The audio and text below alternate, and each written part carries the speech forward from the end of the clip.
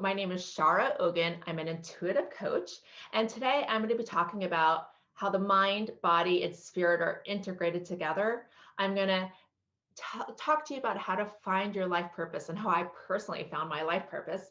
And I'm also going to talk about health and healing and how diagnoses occur in your body. So let's begin with a story. This story is about a little girl who, when she was in preschool, she saw kids, the kids in the classroom playing outside, and the two teachers were playing together and having fun and laughing and joking. And right then, she had this gripping feeling inside of her of not belonging and not knowing how to integrate with the other kids and feeling lost and isolated and alone. Now, this fear of being around other kids continued as she went to kindergarten the next year. And as soon as her mom left and dropped her off, this immediate freeze response showed up in her body. And she did whatever she could to get out of the kindergarten. And she did. She spent every day in the infirmary because she created a headache. And the headache was caused by social anxiety and fear that she didn't know what to say, she didn't know how to be, and the fear to be a certain way around other people was just so much on that little girl's nervous system, she couldn't take it. And anytime somebody asked her a question, she automatically went into this freeze response like she didn't know the answer. She wanted mom and dad there to help her to figure out the answer. She never learned the tools to find the information on her own. So it was right there that she decided, I don't belong, I don't fit in, and I don't know. And then as she got older and went through grade school, kindergarten, second grade, third grade, she had the same social anxiety. She was petrified of kids, and she always tried to behave in a certain way that she thought she was supposed to be behaving. And she lost her freedom to actually be herself and to just communicate. She felt like she had nothing important to say. Now, with her home life, her father was very strict and never really tapped into her emotional body. And her mom as well wasn't able to actually to know what she was feeling inside. In fact, this little girl felt completely isolated and nobody understood her. Now, as she got older, she was diagnosed with ADD. Now, as an adult, I now know what ADD is, and I know how to heal not only ADD, but I know how to heal hundreds of other diagnoses just by understanding how the mind and how energy works. And understanding the root of all of our physical ailments deals with an unmet need or an emotional wound that happened in our childhood. These emotional wounds happened many, many lifetimes before, over and over again. And they also happened on the ancestral level, meaning that we are carrying the fears, the traumas, the feeling left out, feeling isolation from our ancestors. And most of us, when we come in and take a physical body in this lifetime, we already have been given this whole script of what's wrong with us, this whole script of ailments and pain that we're going to have. And then it gets reinforced through our family and through our environment. And so it was as a kindergarten, I decided I was not enough. And I believed that I didn't know the answer. I believed I was dumb. And I believed that I didn't fit in. And I've been believing these stories over and over. And of course, it affected every circumstance in my life. I was never truly happy. I never had the job I really, really wanted until I got much older. And then about 10 years ago, I went through a spiritual awakening. The spiritual awakening happened when I started to develop my psychic and clairvoyant abilities. And it was then that the turnaround came. Well, first it was me healing myself, healing all those wounds that all the years of psychotherapy and coaching hadn't been able to heal. And then as I was able to break through and heal these inner wounds, I mean, I'm talking like 40 hours a week, I was working on this for like 4 years. So it wasn't just like a quick snap your fingers, all of a sudden you're awakened. It was a process, a long process. And then as I came out of it, I developed the ability to see precisely what is blocking not only myself, but another person from manifesting what they want. And then I have all the bag of tools from all my trainings to integrate and to know what's going to help a person best to propel them along their path and their trajectory. Now, let's talk a little bit about purpose. Oh, by the way, I just published these books. This is my book, Unlocking the Body's Wisdom, and this is the workbook, Accessing Your Healing Powers from Within. It's on sale at Amazon and Barnes and Nobles. But towards the end of the end of the book, I talk about purpose. I talk about pain and the soma, the body, being a pathway to understand your purpose. So let me explain it this way. Everybody has 3 to 7 limiting beliefs, coping mechanisms, and circumstances which are quite traumatic in their lifetime. I mean, everything. Whether you came from an abusive home, you were homeless, whether you lost your parents at a young age, it doesn't matter what the circumstances is. We all have that. Even if you were born into a mansion and you had loving parents and you were given all the toys and friends that you wanted, still, even that person's going to have just as many inner core wounds as the first example that I gave. Okay. So we're given these circumstances and we develop these beliefs for a particular reason. Okay, this is going to get a little woo, a little out there, so stick with me. And even if you don't agree with my philosophy or my perspective, it's okay. You could just let it go and take it as like, well, that was really weird, but I'll welcome it as a possibility. I would love that. So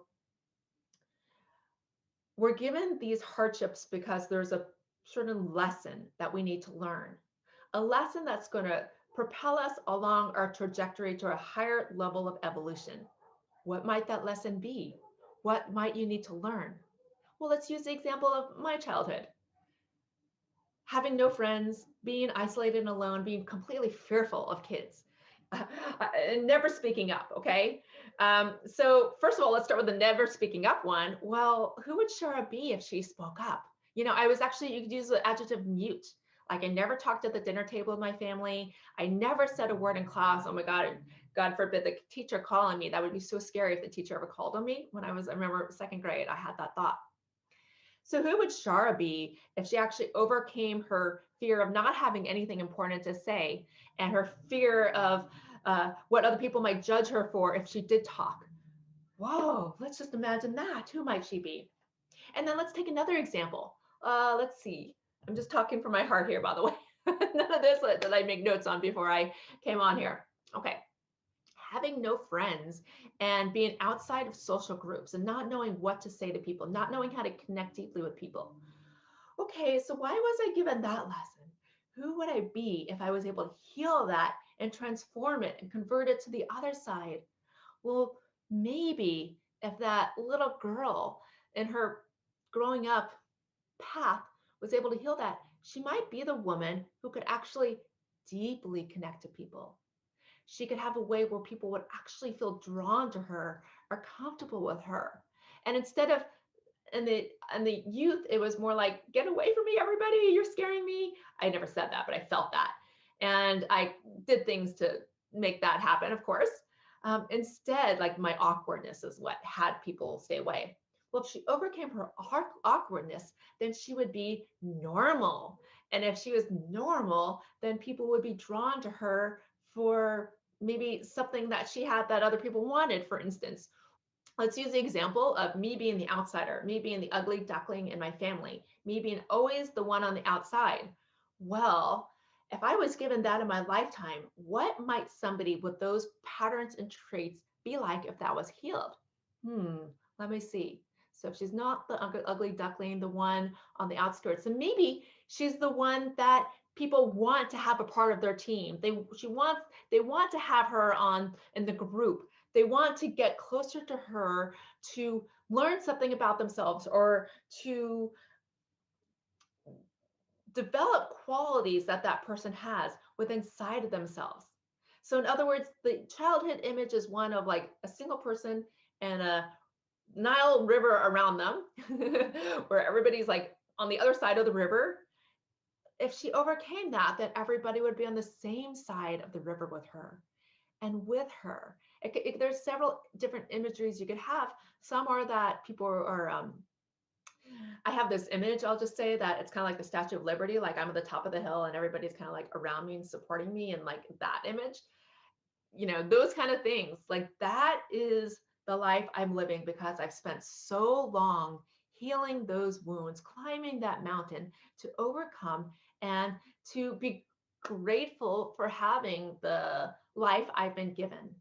Even my adversaries, we all have adversaries, people who cause us harm or difficulty or, uh, traumas. Those people are there for a reason to teach you about yourself, you know, especially with the Me Too movement.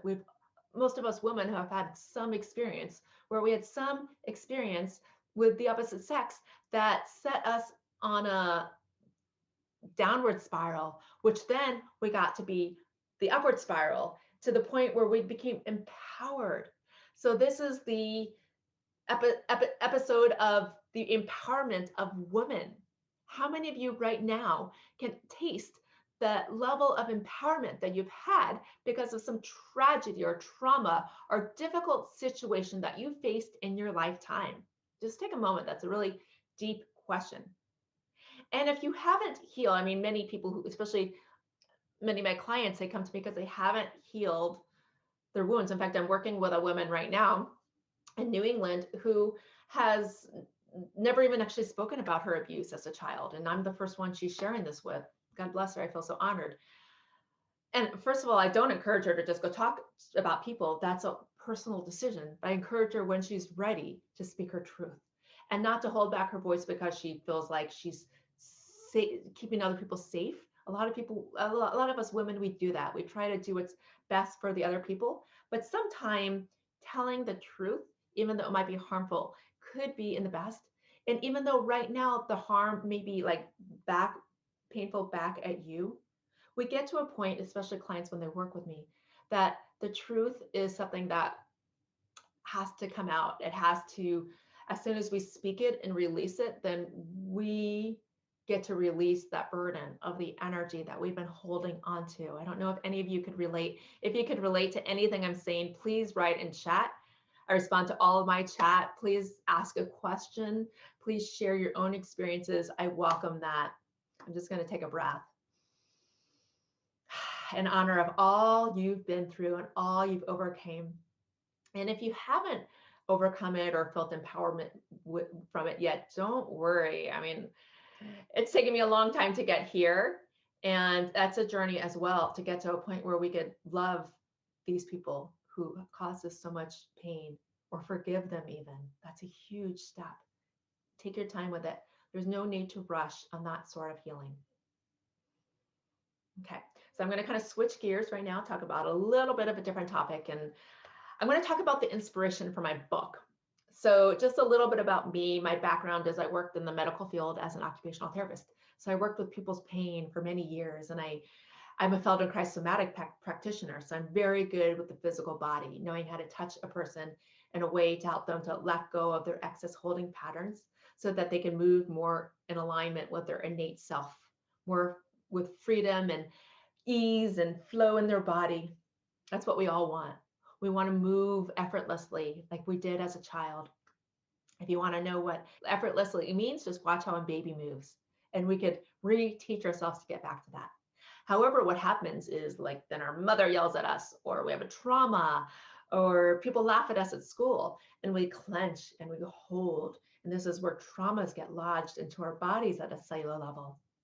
And we go through life with these filters, with these lodged in painful spots within inside of ourselves.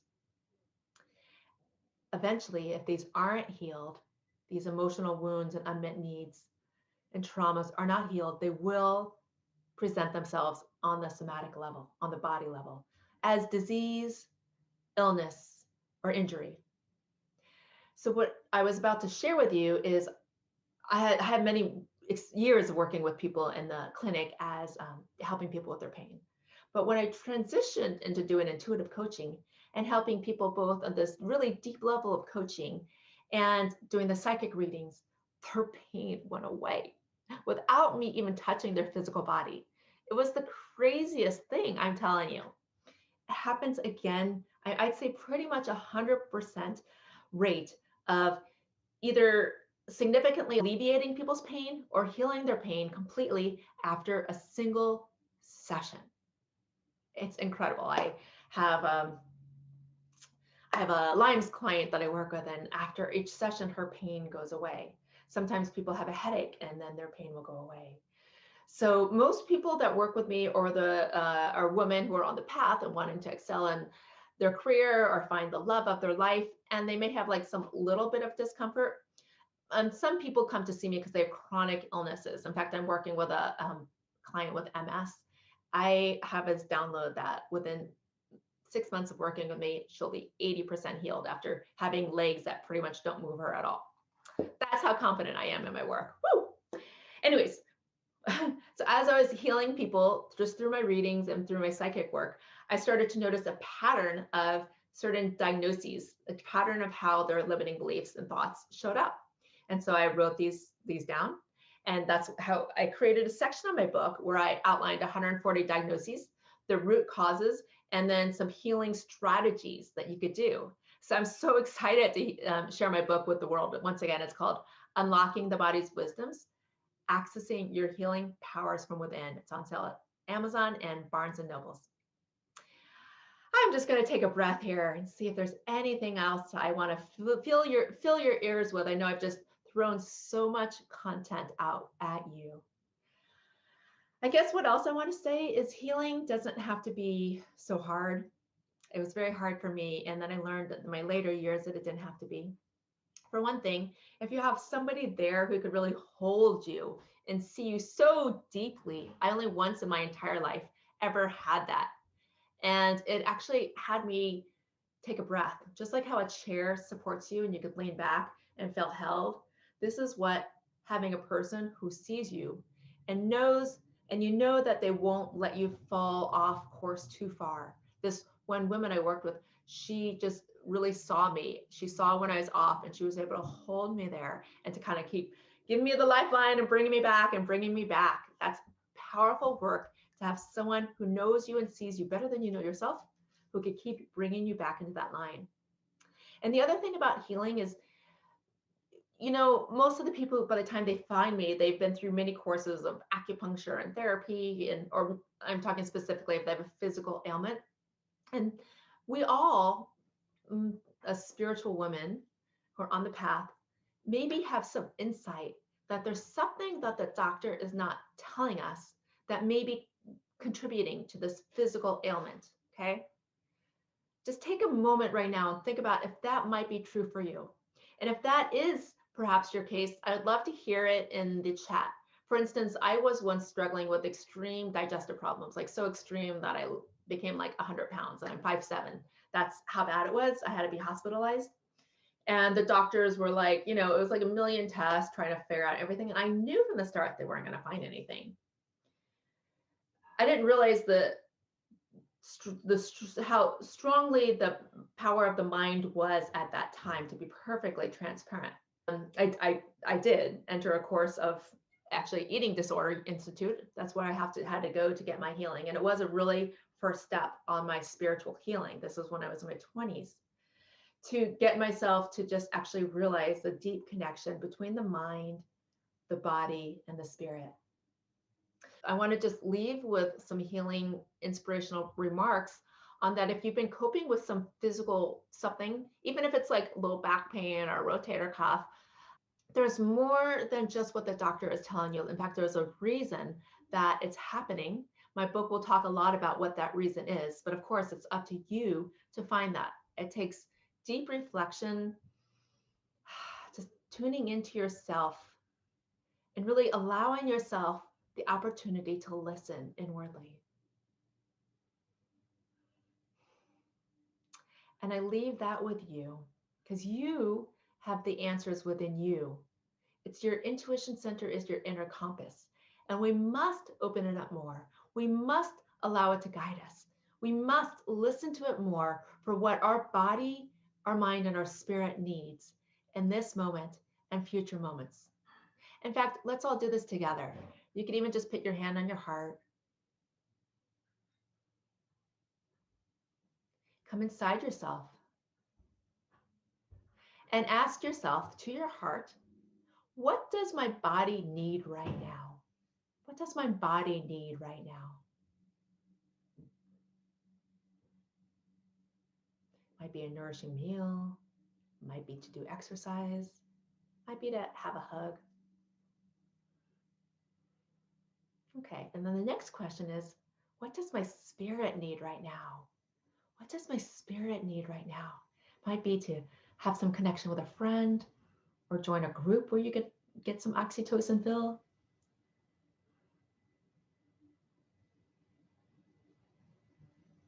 And then ask the last question, is there anything else I need to know?